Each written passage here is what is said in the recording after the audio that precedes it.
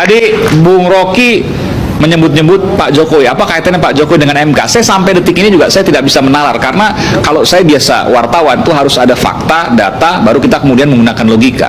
Tapi ketika Bung Rocky nggak ada fakta, datanya saya juga nggak tahu. Saya harus jujur Bung Rocky, datanya saya nggak tahu dari mana, tapi menggunakan logika. Kapan orang membutuhkan logik?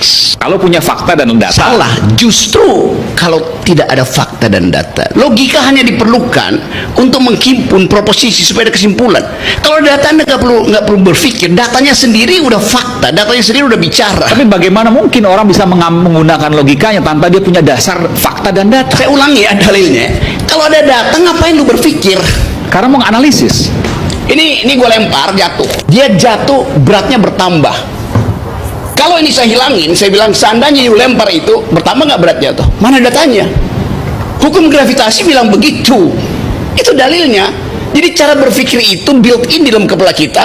Ada benda jatuh, itu artinya ada gravitasi. Seberapa besar gravitasi itu? G kali H.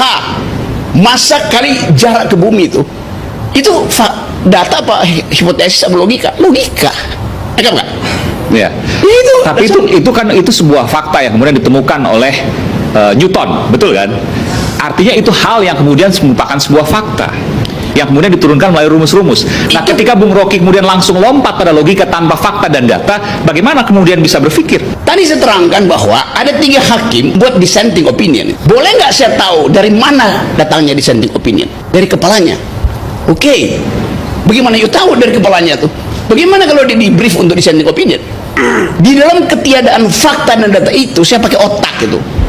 Karena itu saya lakukan guesstimasi, guessing by estimation, bahwa ada sesuatu yang menyebabkan dissenting opinion itu tidak mengubah keputusan. Dan faktanya 3:5 tuh. Dan tadi kata Refli, kalau 4 itu Soeharto Yardisi itu kalah yang jadi itu tipis sekali hubungan itu. Nah, ketipisan itu yang mesti kita curigai. Dengan apa? Dengan otak, kan datanya nggak ada. Kecuali kita buka handphone hakim-hakim itu, mungkin habis di WA sama Jokowi.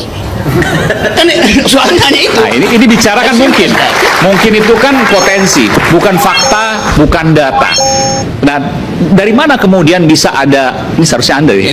Dari mana? Dari mana kemudian bisa Anda menyimpulkan, saya belum katakan itu, bahwa logika Anda bahwa Pak Jokowi ada di dalam background putusan yang dibacakan kemarin oleh Mahkamah Konstitusi? Halaman 12 novel yang ditulis oleh Arthur Conan Doyle, yaitu judulnya Sherlock Holmes. Sherlock Holmes nggak pernah pakai data, dia pakai otak itu. Itu dasarnya berpikir begitu. Di dalam gini nih, di dalam kekurangan data kita pakai otak, apalagi ketiadaan data, otak kita mesti maksimalkan. Nggak diajarin jurnalisme investigasi yang basisnya ada kecurigaan. Hipotesis. Yes. Meskipun hipotesis selalu menggunakan fakta dan data sekecil apapun.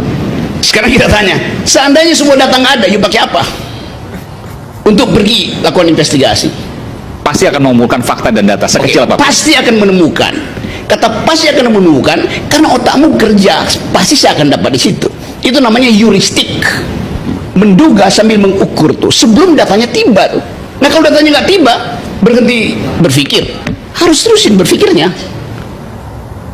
Ini mesti diganti nih, bukan rakyat bersuara, rakyat berpikir.